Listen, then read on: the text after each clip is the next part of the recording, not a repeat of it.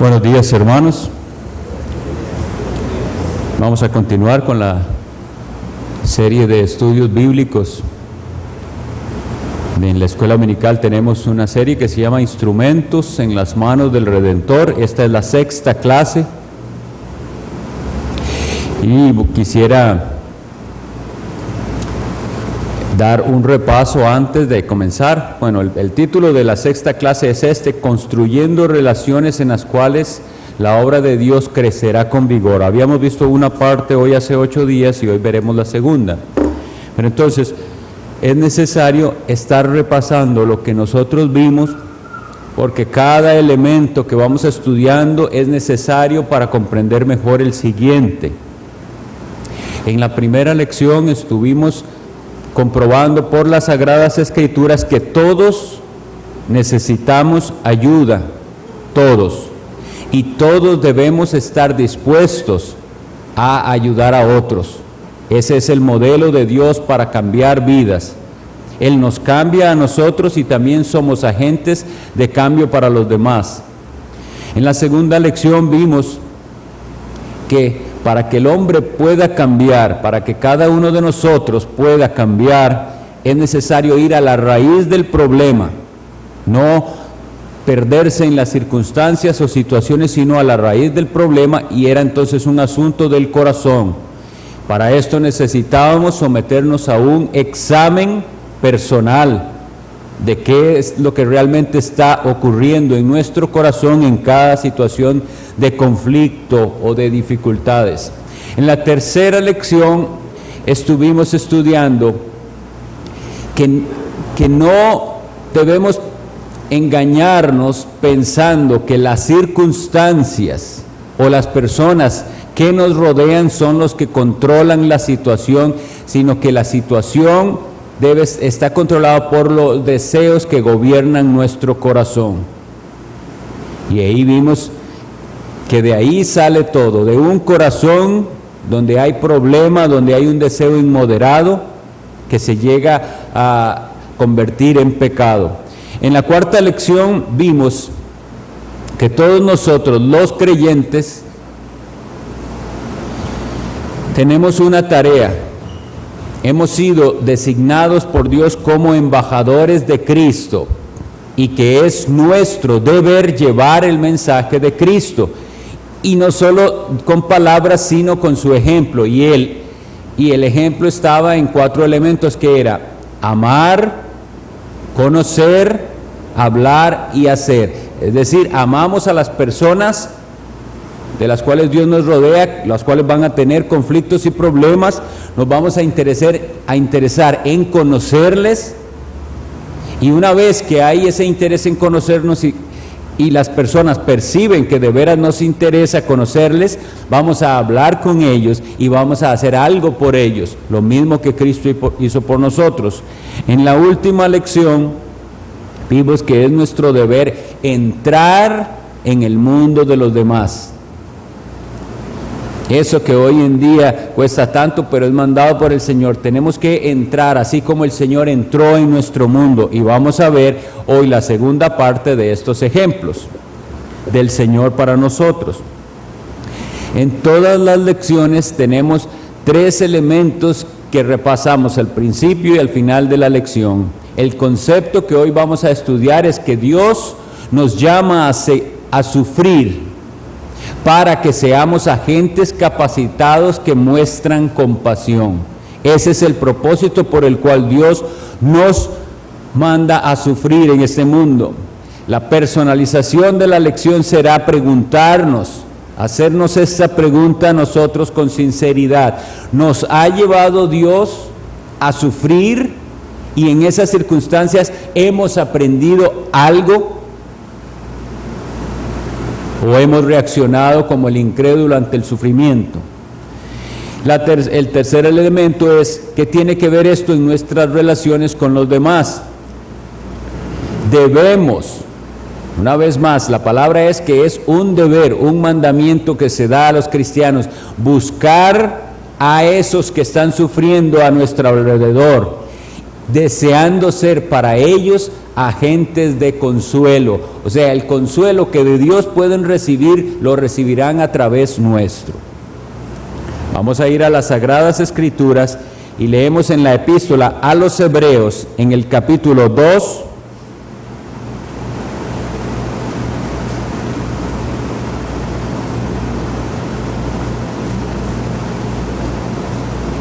vamos a leer los versículos, ahí dice del 10 al 11, pero quisiera que leyéramos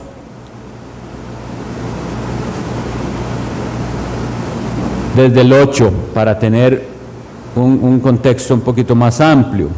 La epístola a los Hebreos del 8 al 11 vamos a leer, dice: todo lo sujetaste bajo sus pies, porque en cuanto le sujetó todas las cosas, nada dejó que no sea sujeto a él. Pero todavía no vemos que todas las cosas le sean sujetas. Estamos hablando en este caso del ser humano, de los hombres. Pero, dice el versículo que sigue, vemos a aquel que fue hecho un poco menor que los ángeles, a Jesús, coronado de gloria y de honra a causa del padecimiento, de la muerte, para que por la gracia de Dios gustase la muerte por todos, porque convenía a aquel por cuya causa son todas las cosas y por quien todas las cosas subsisten, que habiendo de llevar muchos hijos a la gloria, perfeccionase por aflicciones al autor de la salvación de ellos. Porque el que santifica y los que son santificados, de uno son todos, por lo cual no se avergüenza de llamarlos hermanos. Nosotros estamos hablando de Cristo y del ejemplo de Cristo y de lo que Cristo hizo. Y debemos tener claro algo aquí en la Escritura para ser libres del error. Cuando se nos dice, primero se nos habla de Cristo, por quien son todas las cosas y por él subsisten todas las cosas. Nos dice Juan 1:1 que todas las cosas por él fueron hechas y sin él nada de lo que ha sido hecho fue hecho. Es decir, Cristo Jesús, incluso que creó los ángeles, los potestades, los principados, él mismo eventualmente llegó a hacerse, fue hecho, tomó forma de hombre, o sea, una posición inferior incluso a los ángeles. ¿Con qué propósito? Eso es lo que vamos a ver hoy en nuestra lección. Uno de los propósitos. En el propósito de la redención hay muchas cosas incluidas, y una de ellas es cómo se identificó nuestro Señor con el sufrimiento. Pues aquí el texto nos dice que Él no se avergüenza entonces de llamarnos hermanos, a sus criaturas. Un hermano es, primero, veámoslo como un pariente, alguien en nuestra misma condición. Eso hizo el Señor. Se humilló a sí mismo de tener la posición, como dice en Filipenses, no estimó el ser igual a Dios como cosa a que aferrarse, sino que se humilló a sí mismo tomando forma de siervo. La encarnación, que hoy tenemos que tenerla bien clara y presente, sobre todo en la época que empezamos, que es lo que celebramos en Navidad, la encarnación del Verbo eterno, del Verbo por medio del cual fueron hechas todas las cosas y que acabamos de leer que por él subsisten, es decir, es Cristo, el Hijo de Dios, el que sostiene el universo. Leámoslo una vez más, por favor. Versículo 9 dice, fue hecho, y eso no significa fue creado, sino cuando usted toma una posición, dice fue o llegó a ser Jesús. Y mírenlo ahora, coronado de gloria y de honra a causa del padecimiento de la muerte, para que por la gracia de Dios gustase la muerte. Pero dice el 10, porque convenía a aquel, esta frase es importantísima, por cuya causa son todas las cosas. ¿Qué significa ser la causa de todas las cosas? que Él es el creador de todas las cosas. ¿Y qué significa lo que sigue donde dice, y por quien todas las cosas subsisten? Que Él es el que sostiene el universo creado, pero sin embargo, Él, habiendo de llevar muchos hijos a la gloria, fue perfeccionado por las aflicciones. Entonces es cuando dice que no se avergüenza de llamar a su pueblo hermanos. Esto nosotros tenemos que tenerlo muy en cuenta, el ejemplo de Cristo, cuando nosotros vamos a ayudar a otras personas. Muy importante es que nosotros entendamos que cuando vamos a ayudar a otros, no tenemos que tomar una actitud de gurú.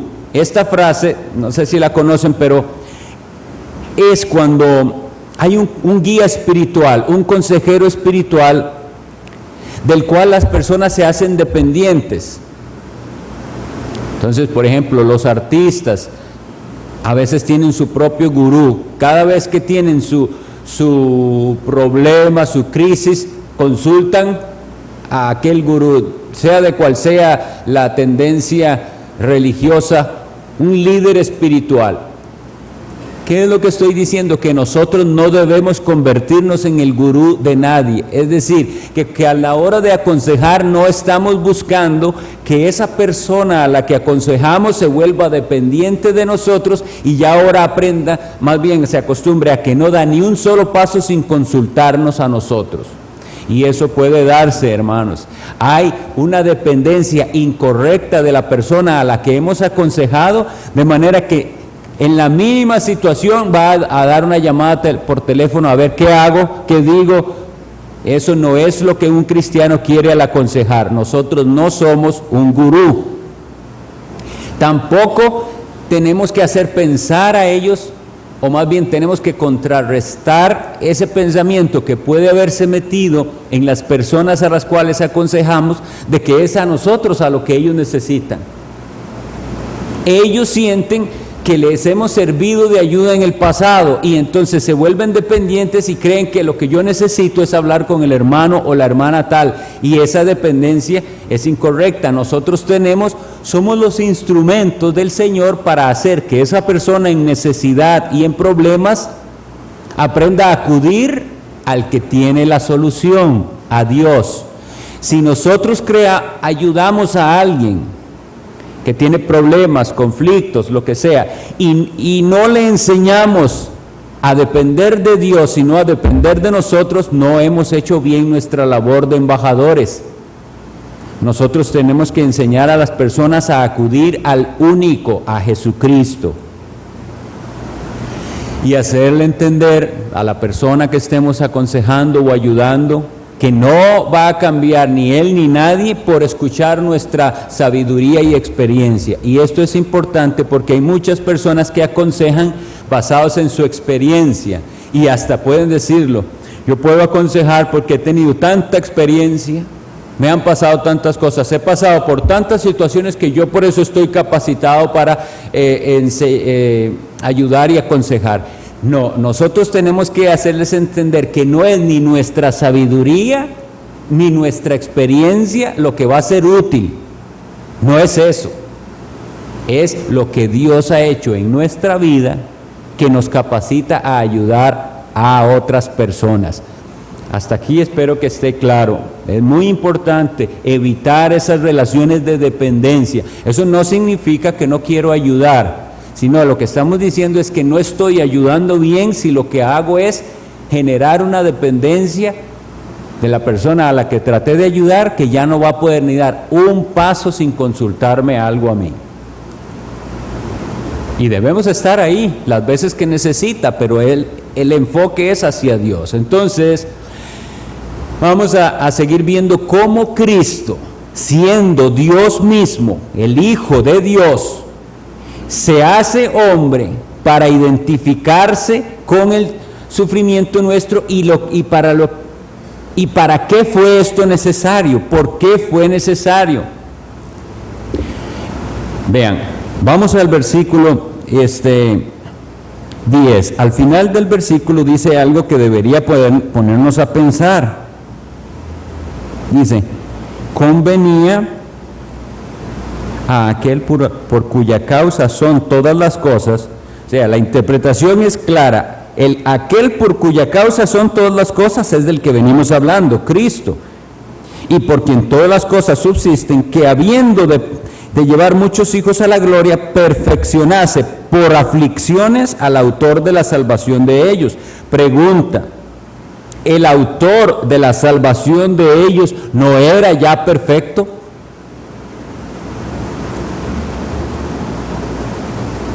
Hay una conexión, hermanos, entre la vida de Cristo y la nuestra. Por eso es que Él no se avergüenza de llamarnos a nosotros hermanos. Cristo era desde la eternidad perfecto como el Hijo eterno del Padre, pero en su encarnación debía mostrar, o esa perfección debería probarse, porque vimos que también o conocemos la doctrina que nos dice que hubo el primer Adán que cayó, y Cristo se nos presenta como el postrer Adán. El primer Adán enfrentado a un pacto que no cumplió, y el segundo Adán enfrentado a un pacto que él cumple perfectamente porque es el pacto en su sangre. Pero ahora bien, como les decía, como Hijo de Dios eternamente fue perfecto, pero en esta etapa de la encarnación no se daba por un hecho, sino que tenía que probarse su perfección. Él tenía que probar que como el segundo Adán era perfecto hombre, cumplidor al 100% de la ley de Dios, y atravesar por las mismas agonías y sufrimientos que el ser humano tiene de forma excelente y aprobado. Quiero explicar un poquito lo que dije por si no sonó bien. Es decir, nosotros, conocedores de la promesa de Dios, del Mesías, sabemos y dábamos por un hecho que el Mesías que vendría era un Mesías divino y perfecto que lo haría. Lo que quiero decir es que eso no solo era así en concepto, sino que tenía que ser demostrado. Tenía que ser demostrado a hombres y a demonios y a todos los principados y potestades. Mostrar Dios con hechos la perfección de su Hijo al encarnarse. Y dice que esa perfección y esa santificación fue a través del sufrimiento. En un mundo caído. Eso es importante. En el mundo, así como está caído y con las influencias del mal, porque supimos que fue tentado, dice la Biblia, en todo, Él mostró su perfección. Lo mismo ocurre con nosotros. Es a través de las pruebas y del sufrimiento que nosotros vamos a ser perfeccionados y santificados. Atención, preguntémonos esto. ¿Estamos interesados en la santificación? ¿Estamos interesados en perfeccionarnos? Veíamos hace 8 días, aunque no en la escuela dominical, que esa es una marca del amor a Cristo, la santidad y el crecimiento en santidad. Y que el apóstol Juan había dicho: todo aquel que tiene esta esperanza en Él se purifica a sí mismo, así como Él es puro. Bueno, hermanos, si tenemos ese deseo en nuestro corazón de crecer en santidad y de ser más puros, voy a darles una noticia, si no lo han pescado hasta el momento: es necesario el sufrimiento. Es ese sufrimiento el que perfeccionó a nuestro Salvador, y es ese sufrimiento el que nos hará perfectos a nosotros más y más. Cristo no se avergüenza de llamarnos sus hermanos, y en varias maneras lo hizo. Primero dice: como los hijos participaron de sangre y de carne, Él participó de lo mismo. en su encarnación, en volverse un ser humano con cuerpo y alma. Él se identifica, pero no solo eso, sino que se identifica en el sufrimiento, en la participación de cada cosa que enfrentamos nosotros los seres humanos. Y como el sufrimiento, estamos viendo, lleva a la santidad, Él probó que era varón santo. Así es como Cristo en la encarnación se identifica con las personas, aquellos a los que Él iba a redimir. Entonces nosotros, siguiendo el ejemplo de Cristo, tenemos que también identificarnos con las personas a las cuales queremos ayudar y compartir con ellos, no haciéndoles pensar que nosotros, porque les estamos aconsejando, somos superiores. Tenemos que evitar cualquier tendencia de nosotros al ayudar que la persona se sienta que yo estoy en unas cuantas gradas espiritualmente más alto que usted y por eso es que le puedo aconsejar. Tenemos que hacerle entender que nuestra ayuda es por nuestro deseo de servirles. Creo que, no sé de ustedes, pero Dios me está enseñando muy fuertemente a mí al respecto de esto, porque en su gracia y en su misericordia Él me ha permitido aconsejar a muchas personas de cursos bíblicos que ustedes saben que yo soy mentor y otras personas. Pero entonces, qué fuerte es pensar esto. ¿Habré tomado yo esa actitud cuando estoy aconsejando al otro de hacerle sentir que le puedo aconsejar porque mi nivel espiritual es más alto? ¿O le he hecho sentir verdaderamente quiero ayudarte, quiero servirte para que salgas adelante en esa situación? No estamos entonces por encima de las personas a las que ayudamos, estamos para servirles. ¿Por qué? Porque no se nos olvide las palabras también del apóstol. Si usted cree que está firme, mire que no caiga. Es decir, yo, por la gracia de Dios, he podido ayudar en algunas áreas a otros, pero yo mismo no soy perfecto, estoy siendo todavía cambiado por Dios y Él está trabajando conmigo. Así cada uno de ustedes debe sentirse. Porque, como veíamos al principio, no significa que tenemos que llegar a un nivel altísimo de perfección para poder ayudar a otros. No, reconociendo que a mí me falta mucho, que tengo que cambiar, que tengo que corregir cosas, aún así reconociendo eso, tengo la intención de ayudar a otros. Porque siempre habrá quien va, aunque sea un pasito por detrás de nosotros, y a ese tenemos que darle la mano, así como otro nos da la mano a nosotros en el camino.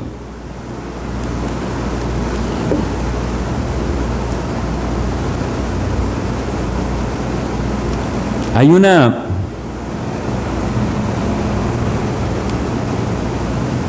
entendimiento incorrecto a veces de la justificación y de la salvación por gracia que nosotros escuchamos por muchas partes. ¿Cuántos no han escuchado esto de que Dios te ama así como eres?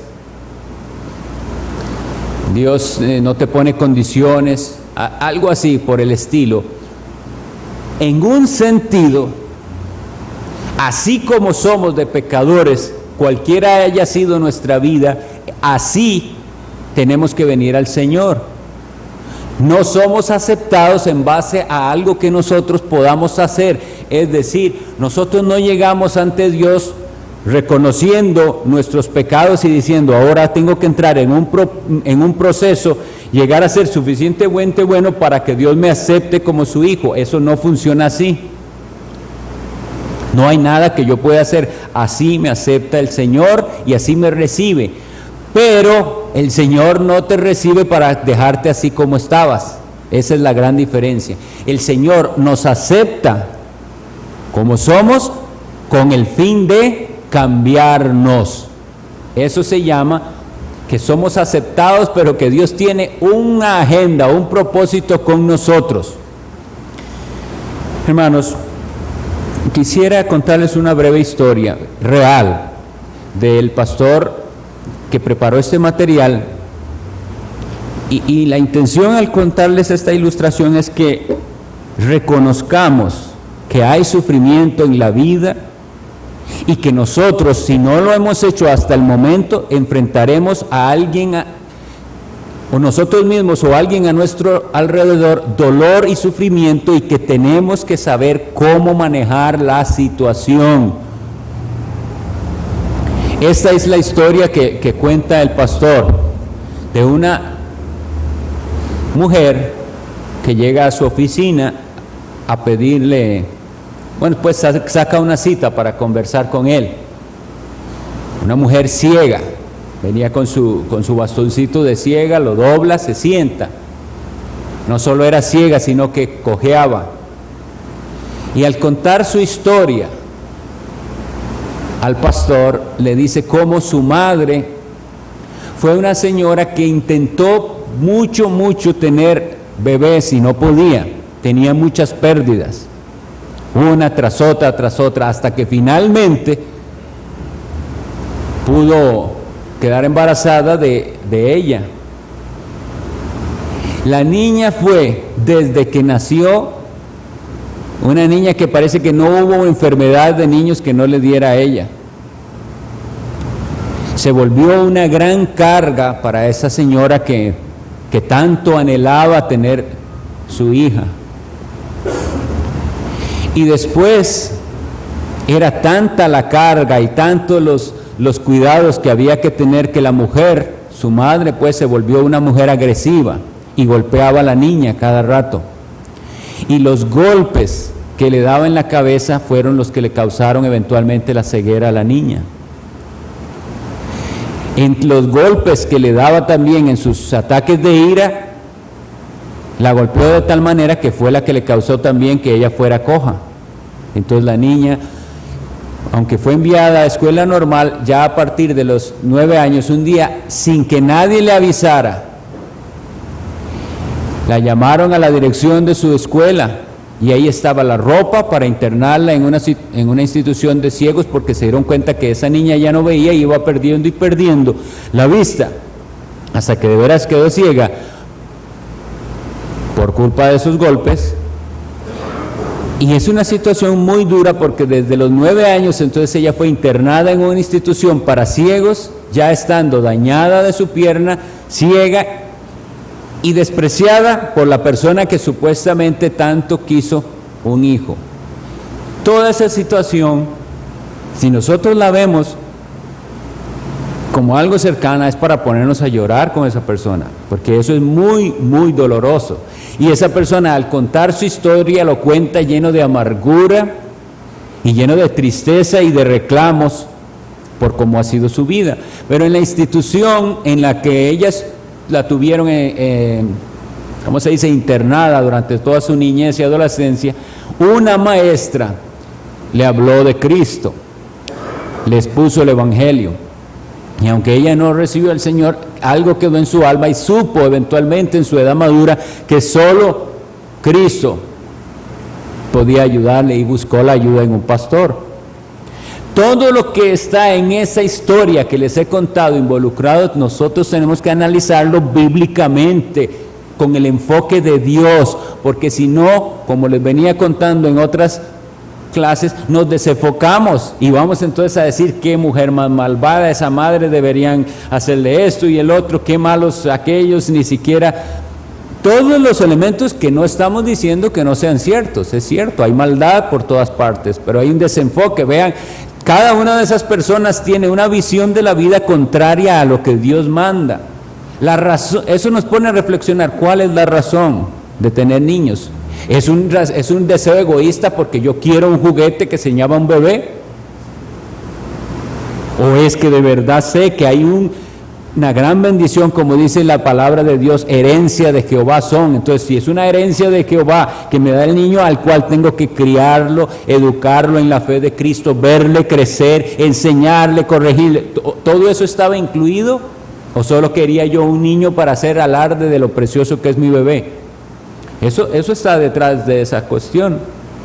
Los ataques de ira. La niña que sintió todo ese desprecio. ¿Cómo vamos a analizar eso? ¿Y a quién le vamos a... ¿Cómo vamos a procurar ayudar a esta persona? Como decía, tenemos que identificarnos con el sufrimiento. Tenemos que, por decirlo así, encarnarnos, meternos en esa situación, dolernos con la persona, pero hacerle ver que yo no soy la solución ni podré nunca ser la solución, que le voy a atender todas las veces que usted quiera. Aquí estoy con las puertas abiertas para recibirle, para que tomemos café juntos, abramos la santa palabra, oremos juntos. Estoy para ayudarle en todo lo que pueda, pero el único que verdaderamente tiene la solución para que tu alma encuentre paz, para que puedas perdonar, para que puedas encontrar gozo más allá de las circunstancias tan difíciles, es Cristo Jesús, porque Él hizo eso con nosotros.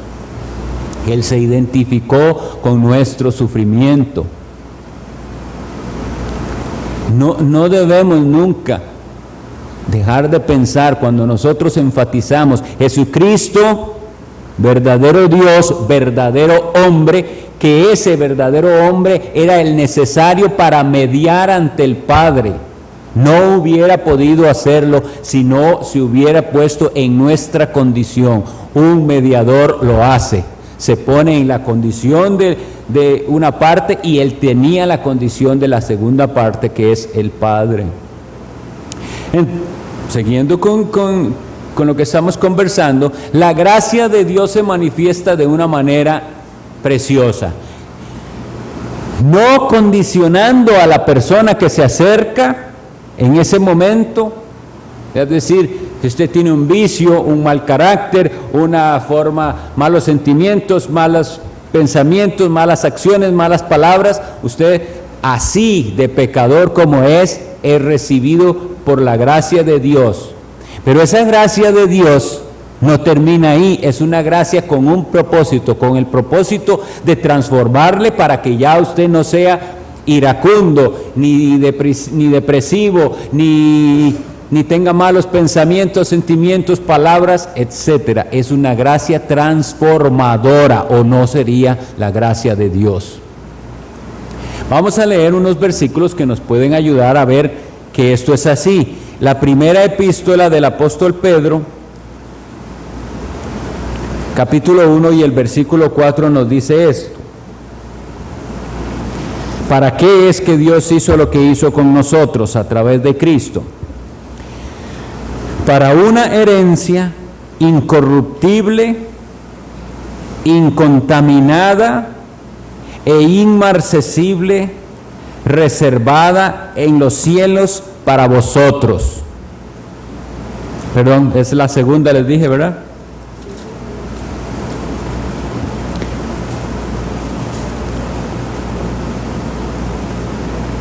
Por medio de las cuales nos ha dado preciosas y grandísimas promesas, para que por ellas llegases a ser participantes de la naturaleza divina, habiendo huido de la corrupción que hay en el mundo a causa de la concupiscencia. Lo que está diciéndonos es el propósito.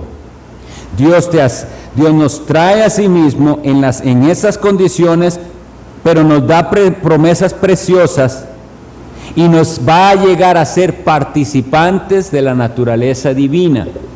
En Tito 2, la epístola a Tito, capítulo 2, habíamos procurado aprender este versículo me parece en meses atrás.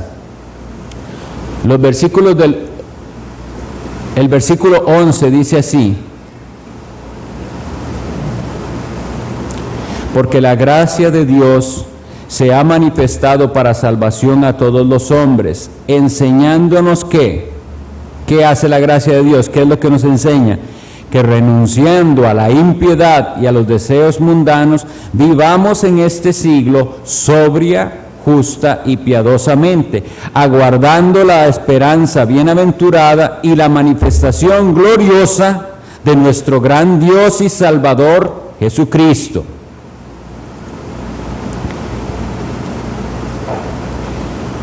Versículo 8 del capítulo 3: Palabra fiel es esta, y en estas cosas quiero que insistas con firmeza para que los que creen en Dios procuren ocuparse en buenas obras. Estas cosas son buenas y útiles a los hombres. ¿Qué es lo que están apoyando estos versículos? Que la gracia de Dios es una gracia que nos va a cambiar y a hacer personas que hacen el bien. Es importante en el momento de que vamos a ayudar a otros entender que nuestra identificación con ellos no significa que vamos a disculpar sus pecados. ¿Por qué es necesario decirlo?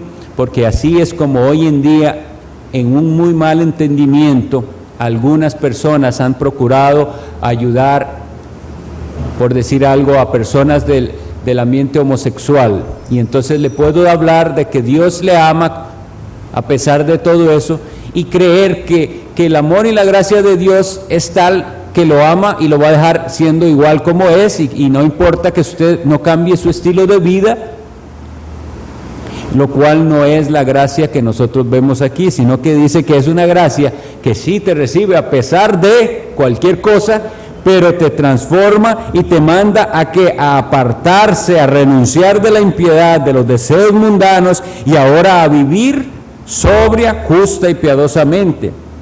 Y en el otro versículo, que ahora si nosotros creemos en el Salvador, tenemos que procurar ocuparnos en buenas obras. Llegamos al momento de la pregunta que siempre nos hacemos.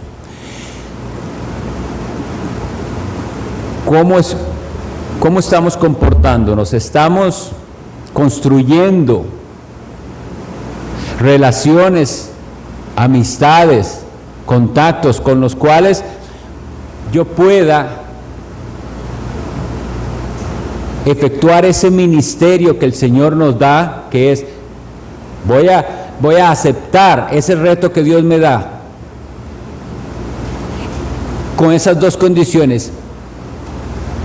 No importa cómo la persona sea, yo voy a tener un nivel de aceptación, y voy a aceptar también lo otro, que Dios me va a usar a mí para que esa persona pueda cambiar.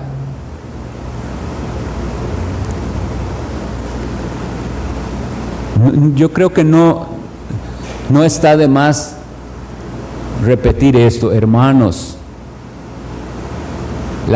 El asunto de Dios con nosotros no ha terminado. Dios está trabajando con nosotros. Dios está aún santificándonos, aún cambiándonos. Si nosotros tomamos una actitud como de buenos cristianos, pensando que ya alcanzamos un cierto nivel, estamos en graves problemas. Eso es un conformismo maligno.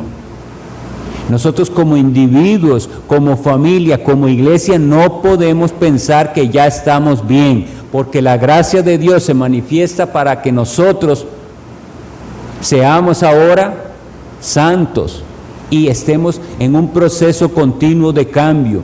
Y en ese proceso continuo de cambio, uno de los elementos es identificarnos nosotros con el que está sufriendo a nuestro alrededor y ser nosotros instrumentos de Dios para que aquella persona reciba el consuelo que solo viene de Dios. Los conceptos. Entonces, a repasar. Más bien, espero que con la breve lección que tenemos, estos conceptos penetren en nuestra mente, en nuestro corazón, y que auxiliados por el Espíritu Santo los podamos aplicar a nuestra vida diaria. El concepto primero es que Dios nos llama a sufrir, diferente del evangelio que se predica por todas partes, que es un evangelio de que venga Cristo y ahora sí va a ser feliz, nunca más va a padecer de nada ni a tener problemas. No, el Señor nos llama a sufrir. ¿Para qué? Para que estemos capacitados a consolar a otros que sufren y a que ellos reciban compasión de nuestra parte. El que no ha sufrido no puede identificarse con el sufrimiento de otros. Y Dios nos llama a ofrecerles a esos que nos rodean la misma clase de amor que Cristo mostró para nosotros, porque Él se encarnó. Entonces nosotros vamos a, por decirlo así, también encarnar el sufrimiento de ese otro. Y Cristo vino es a cambiar nuestra vida. Entonces nosotros también vamos a seguir su ejemplo y procurar ser agentes de cambio en esas personas que nos rodean.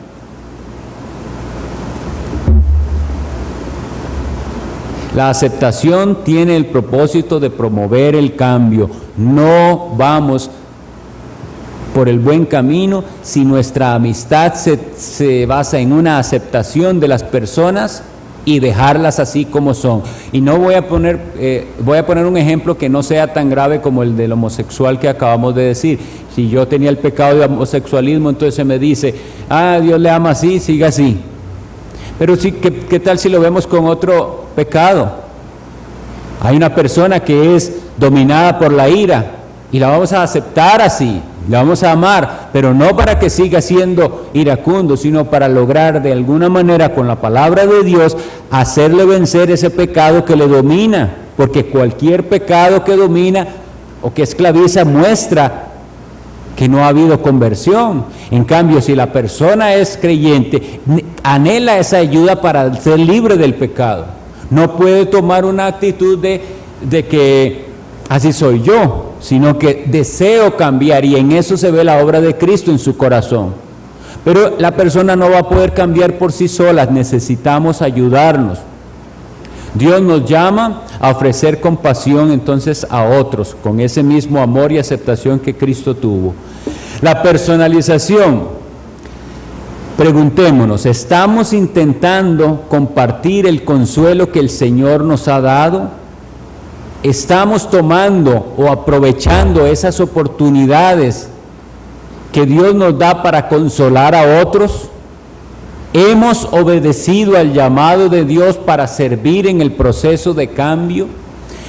Esas preguntas es para que tengamos una respuesta. Si nosotros negamos respondernos a nosotros mismos, Dios sabe la respuesta.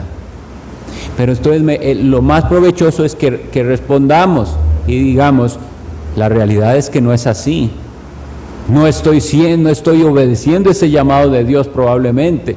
No estoy aprovechando las oportunidades. Más bien vi una oportunidad de ayudar y no tuve el ánimo de hacerlo.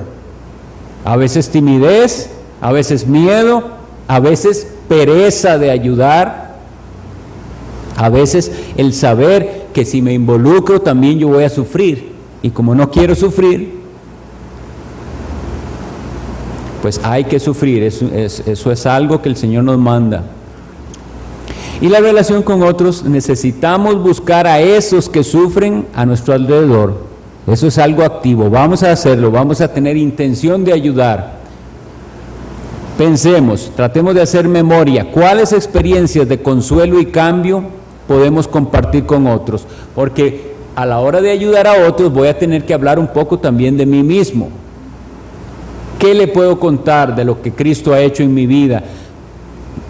De cosas en las que el Señor me ha cambiado. En este momento, ¿estamos nosotros alerta para ver esas oportunidades que Dios nos da para ayudar a otros?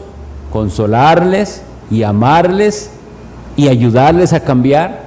¿Lo estamos haciendo?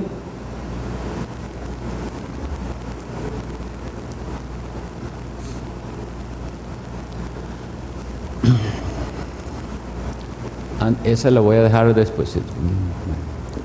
Tengo algo que... Antes de continuar con esta última parte, quiero decirles, en esto que estoy hablando es mucho nuestro testimonio. Para nosotros poder ayudar a otros, vamos a tener que compartir lo que Cristo ha hecho en nosotros.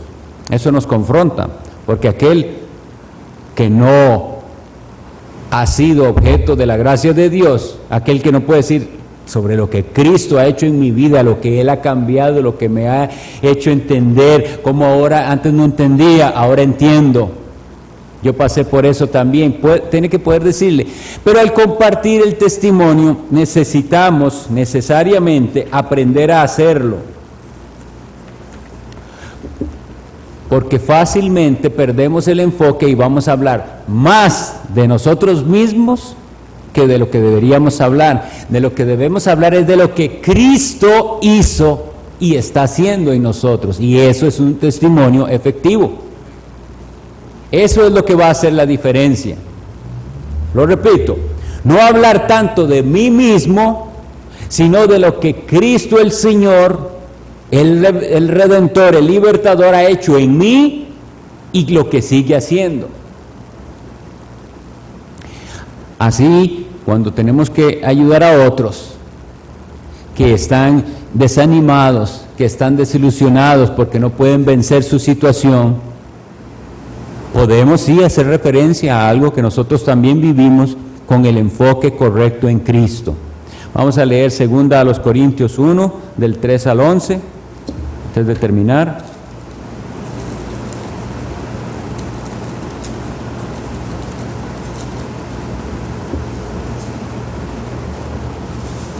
Segunda epístola del apóstol Pablo a los Corintios, capítulo 1, leo versículos 3 al 11. Si leemos con detenimiento, creo que es un resumen bueno de la lección, porque ya no me da mucho tiempo para exponerlo.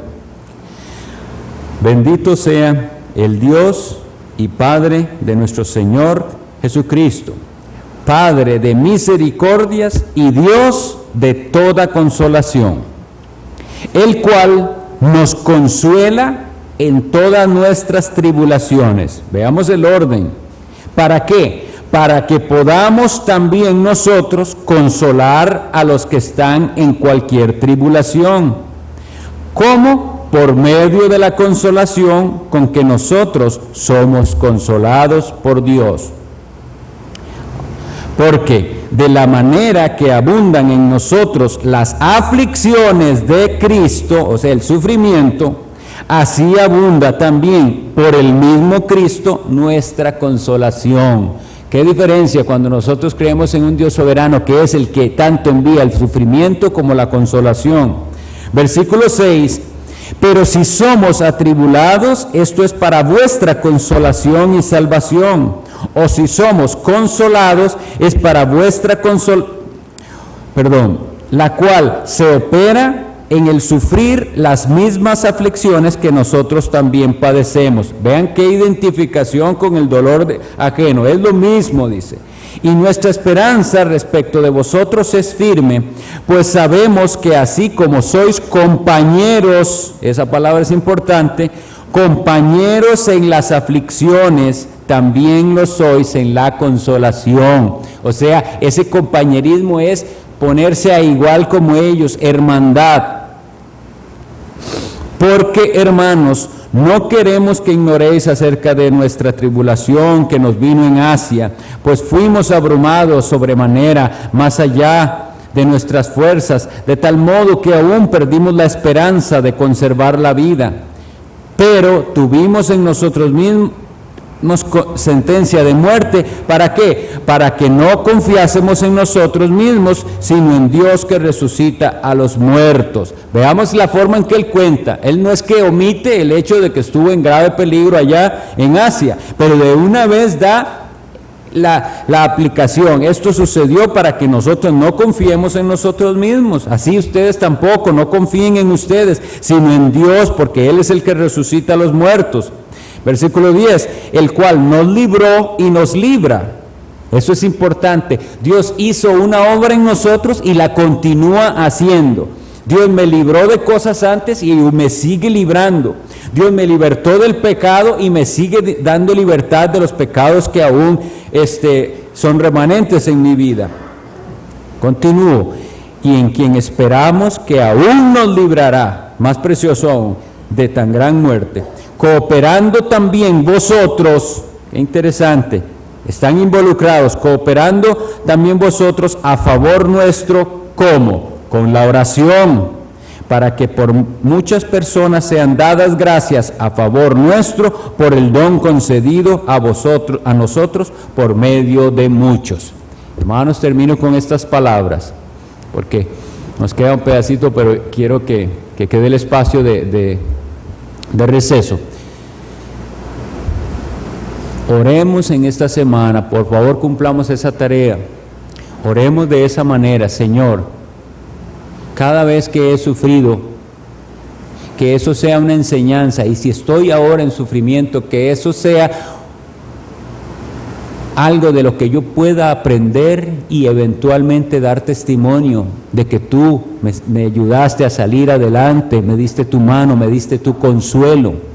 Y después yo, en compañerismo a otras personas que estén en sufrimiento y en tribulación, poder identificarme con ellas sin hacerles sentir que yo pude pasar adelante porque yo soy más santo y más bueno y más inteligente que otros, sino porque la misericordia de Dios se mostró para conmigo y también se puede mostrar para con usted si confía en Él, no en mí, no en mi experiencia ni en mi capacidad. Confiemos juntos en el Señor.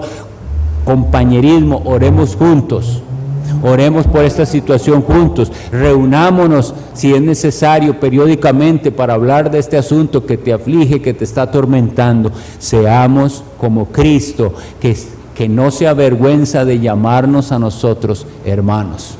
Que el Señor les bendiga.